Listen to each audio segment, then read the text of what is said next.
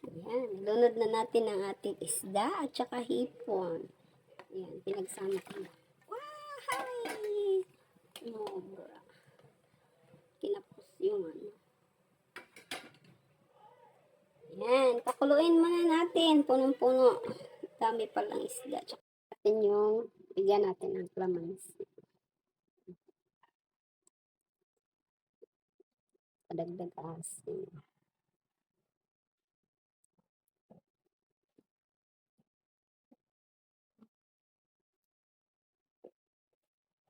Ayan, sinigang mix.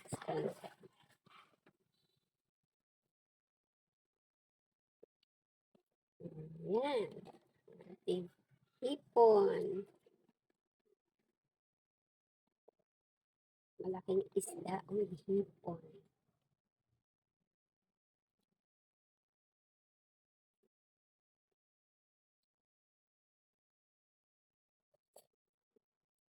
Yan guys, luto na.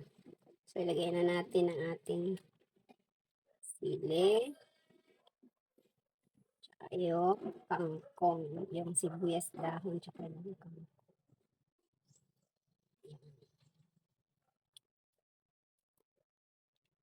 Tapos, balik natin yung hipon. Yan guys, luto na. Kain na po tayo.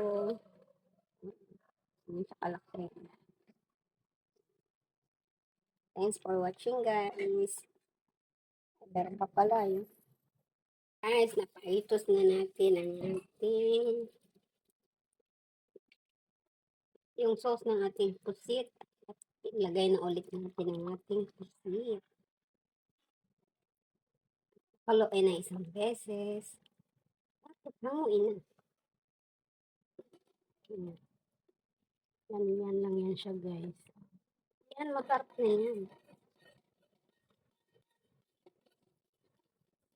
Tayo natin kumulo na isang beses.